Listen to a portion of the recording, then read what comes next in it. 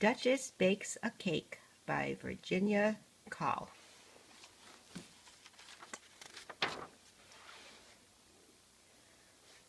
A long time ago there lived over the waters a duchess, a duke, and their family of daughters, Madeline, Gwendolyn, Jane, and Cathilda, Caroline, Genevieve, Maud, and Mathilda, Willibald, Genevieve, Joan, and Brunhilda, and the youngest of all was the baby Gunhilda. The duke spent his time either resting or fighting, and the duchess did reading or spent her time writing. The children were busy with their play or their schooling, while the king of their country spent all of his time ruling. One day the duchess sat up in the tower. She had listened to minstrels for many an hour. She was bored with embroidery, tired of talking. She hoped no one suggest that she venture out walking. So she sat in the tower and thought what she'd do, while the girls were at school and the duke busy too. Then quickly she sat up, a light in her eyes. "Why, I'll bake them a cake! What a lovely surprise!"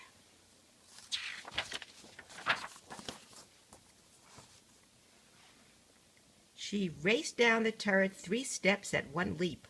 "Clear the help from the kitchen," she said. "Don't you peep. You'll all be delighted, for I'm going to make a lovely, light, luscious, delectable cake." The cook said, "Now, Duchess, I've advice you could take." But the Duchess said, "No, I am baking this cake. So take the day off and be sure to have fun. By the time you get back, the cake will be done." The Duchess sang happily, "I'm going to make a lovely, light, luscious, delectable cake." She stirred the ingredients all in a flutter.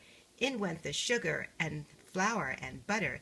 In went the almonds, the raisins, the suet. She added some vinegar and dropped in the cruet. She added the yeast 6 times for good measure.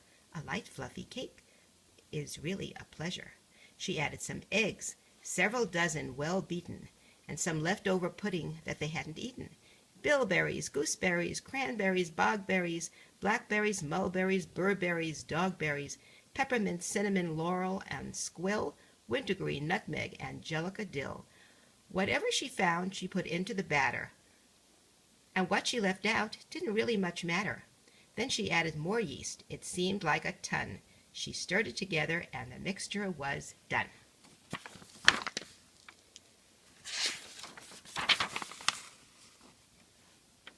When she was through, she put the pan on the fire, where it started to rise, going higher and higher. She pushed it and pummeled it, punched it and pan on it. She poked it, she pinched it, and finally she sat on it. And though she had pulled it away from the fire, still the cake rose, going higher and higher. Her cries brought the family one and another. "Come, girls," said the Duke, "say goodbye to your mother. I fear an improper proportion of leaven is taking my dear Duchess right up to heaven." They had run to the tower in order to see her, but no one could think of a plan that would free her. So the Duchess sailed past them. The door was so light. She rose higher and higher, nearly out of their sight. "Think of something," she said, "or at any rate try." But they couldn't do it, for their poor brains were such that they couldn't think often and hadn't thought much.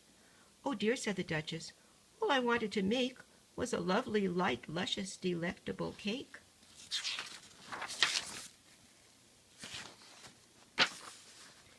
Nearby, the king hunted. The queen was along. They rushed to the castle to see what was wrong. All the people bowed down, and the queen waved her hand. "You'd better come down now. This is a command." "I'm sorry, dear queen," the Duchess called down. "It's not that I have no respect for the crown. You won't find another with any more loyalty.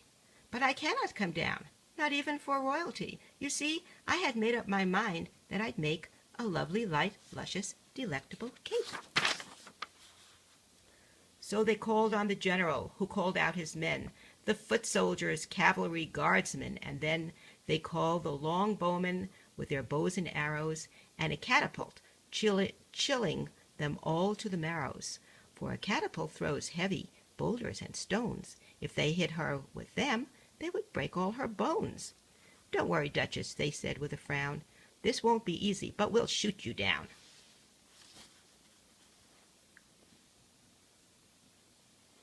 Then the Duke and his daughters looked very upset, for they had no intention of losing her yet. They feared, as each shot caused a frightful loud rumbling, that they'd see their dear wife and mother come tumbling. But the soldiers kept missing, and bombardment is tiring, so the king said at last, "You must cease all your firing."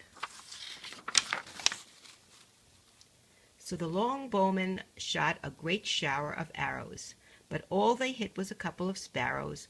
"Oh dear," said the king, "since we're none of us clever, I'm afraid that the Duchess must stay up forever."